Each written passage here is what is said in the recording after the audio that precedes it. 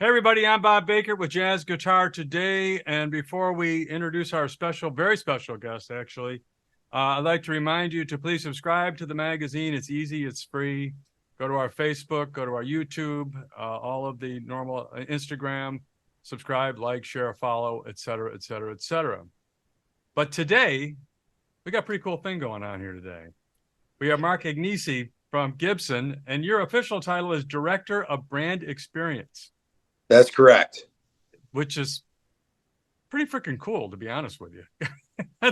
It's one of those ones that keeps people guessing. Yeah, no, I got a pretty good idea. I used to be a manufacturer's rep. I have a pretty good idea of what you do, and I just think it's really cool. I think that's a Thank you, man. I'm happy to do it. It's literally a dream job. So I saw something come through on, I think it was Facebook, or Libby sent us something about this amazing thing that you guys are doing. I want you to tell us all about it. The Gibson Certified Vintage Program, which I'm going to let you talk about, and then one specific instrument that would be near and dear to a lot of our guys, if you will, which is an L5. But meanwhile, back at the ranch, why don't you go ahead and kick us off and tell us exactly what this program is all about? Well, the Certified Vintage Program is an idea Cesar and I have been kicking around literally since I started working here 4 years ago. We're all vintage guitar enthusiasts between myself and Cesar, Matt Kaler, our head of product development, a ton of other people on the team here. We love this stuff. That's why we're here. And the culmination of that, and just the amount of phone calls that we get on a daily basis of people wanting us to, hey, is my guitar right? Is this guitar is like, you know what? Like we're Gibson, and a lot of us are experts on this. And you know what? We can certify the authenticity of these things. I don't want to say better, because there's plenty of other experts out there, but we're the source. So, and not only that, but because we're the source, there's some other cool stuff that we can do, like put a brand new limited lifetime warranty with a 1950s guitar, which is an unprecedented thing in the vintage guitar industry. So I think it's just kind of that next natural progression. And we have the Gibson Garage here now in Nashville, where people can come see and play the guitars. Having that physical place now, I think, really helped bring it all to life. And we have been buying guitars for the garage. There's a not very secret vault at the garage. It's the worst kept secret in the guitar industry. But we have literally, when I started building the garage, the garage is far more than a store. It really is, a brand experience center, a place for people to come in and really experience everything about the past, present, and future of all the Gibson brands, whether it's Epiphone, Kramer, Gibson. Let me stop you there for 1 second. Where physically is the garage? Can people just walk in the door any day, or they have to make an appointment, or what's the story there? Yeah, so the Gibson Garage is in downtown Nashville. It's located inside of a huge, massive, block-long brick building called Cummins Station, which is this 100-year-old building, historically preserved building in downtown Nashville. We're open 7 days a week, no appointment necessary, from 11 to 6. Just come on in and hang out and learn a little bit of the history, see all the stuff you've been staring at on the website live in person, pick it up, play it, catch a live show, see some very cool historical exhibits that I try to curate every couple of months, whether it's Orville Gibson built instruments from the 1800s, or cool celebrity owned Sunburst Les Pauls, or like last year I had a cool exhibit. We did all the guitars for the Elvis movie. I had the two guitars that Austin Butler used on screen on display. I have the guitars Bradley Cooper used in A Star Is Born. We've got, there's all these cool things. We recently just brought Ray Whitley's other guitar, which was like a Nick Lucas special, that has all the same appointments as his original J200, which was the first J200. It's actually in the Country Music Hall of Fame. So we're working with Country Music Hall of Fame to get that guitar to the garage. We can reunite the two of those and have them on display. But the garage is a very cool place if you're a guitar fan, and even if you're not a guitar fan. Yeah, we really built it, designed around anyone who has an interest and love of music, guitar or not. We'll have fun in the garage for an hour looking around and checking everything out. Well, let me just kind of help you out here a little bit. If you've never been to Nashville, the location of the garage is like if you're bar hopping, doing the margarita thing, if you're doing the country music thing, or you're down by the river, et cetera, et cetera, et cetera. The garage is like right in the epicenter of it, so you don't have to like go somewhere. Yeah, there's two main areas. There's downtown Broadway, where all the honky tonks are, and then there's another area called the Gulch, which is where a lot of the shopping and restaurants and stuff are. And we are literally walk from the Gulch to Broadway. We're right there, kind of in between the two. So you can go, you can have a few drinks, maybe sober up at the Gibson Garage a little bit. Oh no, come in drunk. That's when we really get you. You know, have the drinks before. It's like an awesome place to put that. You know, so many things are like, well, you got to get on the bus and go out here, and and there's nothing around. I mean, Nashville is such a cool town to visit anyway. Nothing is far. Once you're in the downtown area, you can walk it down, and you can get anywhere and all that. So that is very, very cool. So, and you're there curating all these different things, and there's a live venue in the garage. There's a live stage. We have events there a few nights a week. Some of them are public, some of them are private. Right. But yeah, we've had Chris Isaak, we've had Emmylou Harris, Marcus King, Darius Rucker. I mean, all sorts of major talent has played sets at the garage. And then how many people can fit in there? How many seats are there? It's comfortably, it's about 150 cap venue once we move everything out of the way. That's a big spot. Okay, so here's the deal. So you got that going on, and right now I think you're offering 5 or 6 instruments from the vault, if you will. Yeah. The press release that had, there's a Les Paul, there's an SG, blah blah blah blah blah, but there is if I'm not mistaken, a brand new 1978 L5. This one I would not call NOS, although I do have quite a collection of like new old stock plastic still on the pick guard, unsold inventory from the 70s and 80s. This guitar did get a little bit of play. It has a little bit of wear on it, but for whatever reason that we'll never know, this guitar got stuck back in the HQ vault and has been sitting here for over 40 years unsold. So the L5, which nobody watching this should know, have to be told what an L5 is, but we just Lloyd Loar's contribution is 100 years old. 1923 is the first Lloyd Loar L5 shipped. Yep. We did a special on that a couple weeks ago, actually. So it's 100 years old. It's the first time F holds were put into a guitar, and mandolins. Lloyd definitely made some major contribution to stringed instruments. So that guitar went along for a long time, and then in the early 50s, they started building it with pickups in it, or more like what we're used to seeing now. And I got to tell you, men of a certain age, and even men of not of a certain age, an L5 is like it was a rite of passage. That is the big boy guitar right there. It's the big boy guitar, and for us, it's like a '63 split window Vet, Stingray, first year Stingray Corvette. Yeah, it's the 66 XKE, or 69 Charger, or 71 Cuda, or it is the freaking guitar that says, "I'm a man, watch out, here I am." That kind of. Yeah, L5 is the guitar. Wes played an L5, obviously, but it's the guitar to own. And here's the cool thing about this, and I'm doing more talking than listening, but so you got this new old stock. This is not new old stock, and you're selling it for $13,500. Yeah, that's a freaking deal with a lifetime warranty. With a brand new lifetime warranty. It's based on the market and what's out there. Obviously there's a small premium there for knowing that you have the peace of mind, one of you're buying it from Gibson as well as getting a warranty with it. I don't know if we could make one new for 13.5, to be perfectly honest. Well, that was another conversation for maybe another day, if you'll humor me on that. I do want to talk to you guys at some point, maybe not today, about the future of archtop guitars. Now, one thing that I want to tell you about our magazine, we are Jazz Guitar Today, but we don't believe that jazz is only played on F-hole archtop guitars.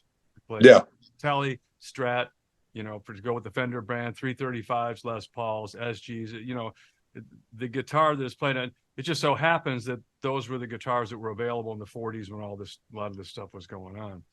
Yeah. We also don't subscribe to the notion that, we're always looking for the more modern players. We do believe in overdrives and pedals and delays and reverbs. It's not just strictly an archtop guitar into, with a cable into an amp, so we're a little more progressive than that, but we honor that. And it is a big part of what we do. So what we'd like at some point to have a conversation with you about guitar from Gibson's point of view, where it's going, what you're doing for, all those kinds of things. And hopefully that would be something that would be of interest. Absolutely. I'd be happy to do that, because there are some things on the horizon. Cool. That I can't fully talk about yet, but when the time to talk about it comes, which will be sooner than later, we will definitely revisit this conversation. We definitely want to be there with you on that, because Gibson's a brand. I've owned 1 million of them. Well, maybe 500,000 of them.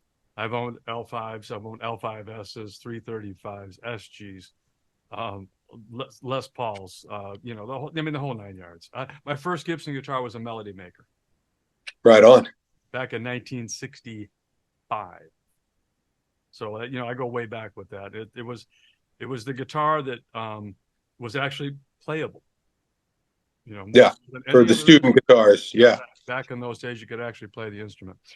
So we don't want to keep you too long, but we want to make sure you get your story out. So fill in the holes for me. Is there anything that you want to add? You don't happen to have the guitar right there, do you? Is that too much? I don't. It's on display right now downstairs in the garage for people to check out.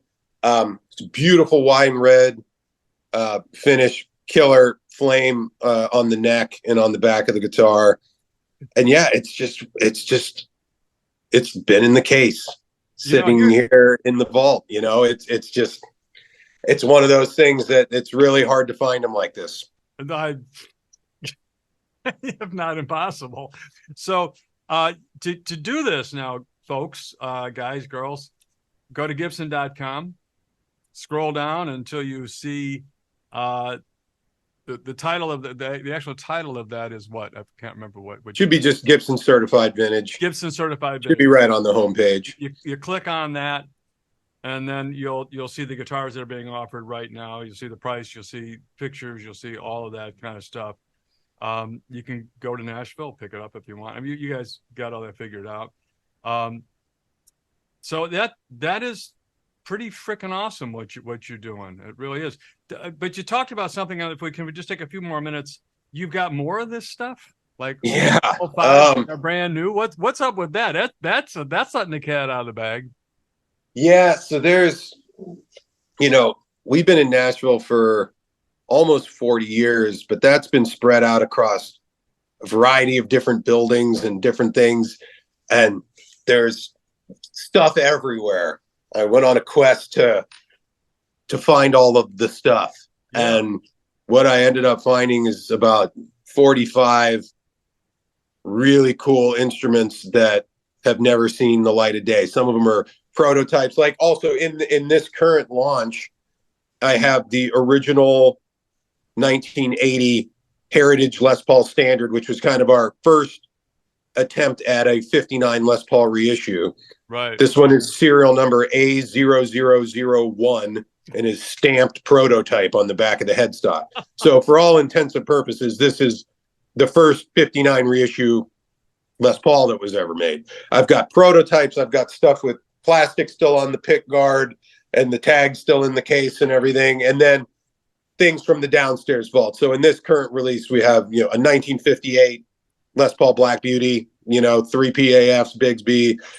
It already sold, but I had a 1961 Les Paul SG custom that went about an hour after launch yesterday.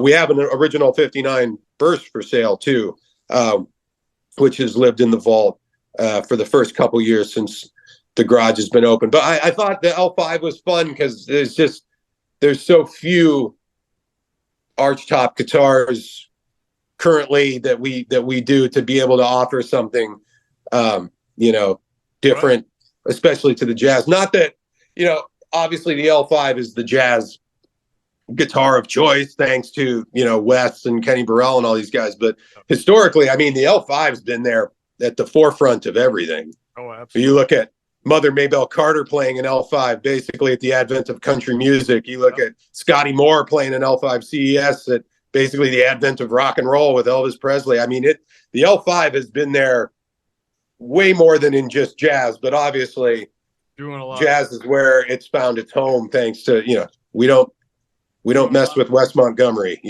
Wes knew. And of course the 335 and the thin line series, the 55, the 45. I mean, there's so many. I mean, Larry Carlton, obviously, yeah. I mean, we could go on and on with the guys that are playing thin line guitars, all derived from, the 335 and that experience. And we can get into that in another day, hopefully, because that's, Gibson and American guitar is synonymous. Well, we've been around long enough. It's the advent of recorded music. Since the dawn of recorded music, Gibson has been there, a part of it. It's been through the folk movement and the jazz movement, the birth of country, the birth of bluegrass, the birth of rock and roll, the birth of heavy metal. At every stage of genre of music, we were kind of at ground zero for it, which is absolutely so really cool to be a part of. Oh yeah, I mean, and it's a lot of guys would like to be in that seat that you're in, because you're in a cool seat doing that. The last thing I think I want to get into is, let's say somebody wants to buy the instrument.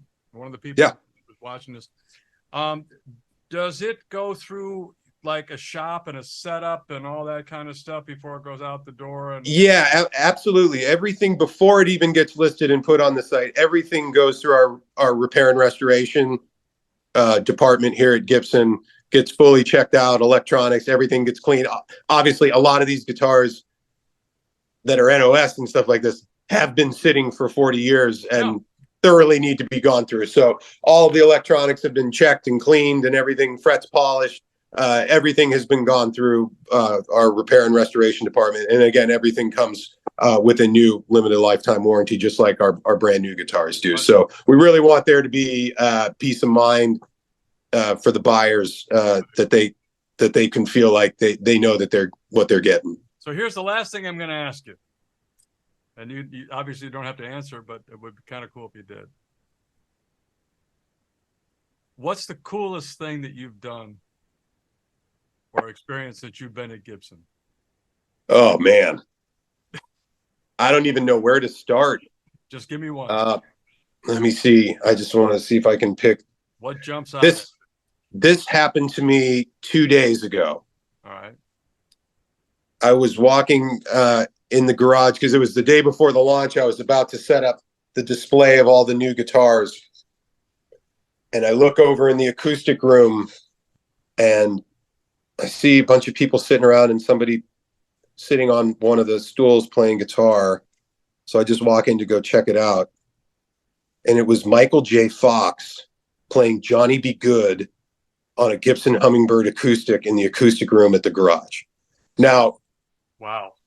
I started playing guitar because of that scene in Back to the Future. Like, that's the reason why I started playing the guitar, is that I'm not alone in that. I think that particular moment is kind of my generation's Beatles on Ed Sullivan moment. Because, I know John Mayer has definitely said that that's the reason he started playing guitar. Chris Martin from Coldplay has said that that's the reason he started. I mean, this, for guys my age, this was the moment, right? And I'm sitting there with Michael J. Fox, and I get him and the couple other people in his party, and I bring them around to that not so secret vault, and got to spend about 15 minutes in there with him and got to thank him and got to tell him that story because like he was the reason why I picked it up.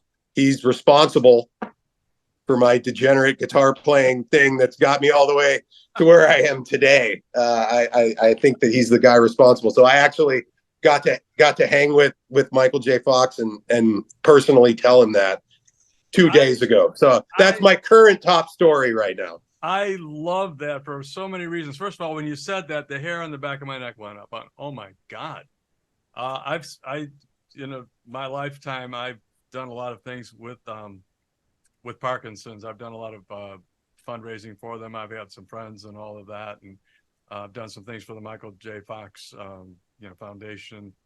And it's an ugly disease. And when you said that, it says a lot about you personally, because of all the things you've done. I mean, you've done the good movies, you've done all the shit that you've done, and the guitars and the cool people that run in and out. But for you to grab that guy, Mark, I got to tell you, my hat's off to you, brother. If I had to, well, it was to be perfectly honest, it was simultaneously as exhilarating of an experience as it was heartbreaking. To finally to see what that disease does, and he handles himself with such grace in the face of that disease, and you see it that it's all that he's funny and he's witty and he's all there, and it was heartbreaking, but at the same time it was very inspiring to see he just goes and does it anyway. And it's completely unfazed by it, which was pretty inspiring. I am totally impressed. I don't have a better word. There's a better word than that's what you chose, and that says a lot about you, and I really do appreciate that. So we're going to wrap this up. We're going to say this is a really cool thing that Gibson is doing. We want to thank Mark for coming on today and telling us the story. Check out these guitars. Keep an eye on Gibson.com for future offerings, if you will. Go to Nashville. If you haven't been to Nashville, you got to go to Nashville and have fun. Just come anyway. Yeah, there's so much to do. There's so much to do, and you don't have to do anything. Just go and stand on the street corner and watch it all go by you. It's incredible what happens there. It's just a cool place. If you're a music fan at all, you got to go and just dig the vibe. There's nothing like it anywhere that I've ever been. It's just fabulous. And the fact that you can go and you can check out the Gibson Garage at the same time. I mean, that's a winner for me. So this is Bob Bakert with Mark Agnesi from Gibson, talking about the 1978 L5 currently being offered with the brand new warranty on it. I think it's really cool. Go to the website, check it out. You got anything else you want to add, Mark? I think that's it. More coming. It's every 4 to 6 weeks or so, we'll try and drop another 5. And I've got my eye out for you jazzers. I'll try and find some more of these arch top things. They won't all be rock guitars, I promise. It doesn't have to be. No, let me make sure you understand. 335s, Les Paul. I mean, our guys play it all, man. As they should. They play it all. It's jazz is not. But there's no question about it. There's a soft spot in their heart for Super 400s and L5s, 175. You know the drill. Yeah. But 345s, 355s, 335s, everything else, ES 350s back in the day. That whole thing. But man, solid bodies. I mean, a lot of the guys play SGs and Les Pauls and stuff. That whole thing. And we'll talk. One of my favorite jazz guitar players of all time, Ted Green, did it on a Telecaster. Did it on a Telecaster. Yeah. So you can do it on anything. I think it sounds best on a Gibson, though. I'm biased. As you should. As I should Baker with Mark Agnesi. Thank you, Mark. Appreciate it, man. Great talking to you, buddy. Bye-bye, man. Bye-bye. Cheers.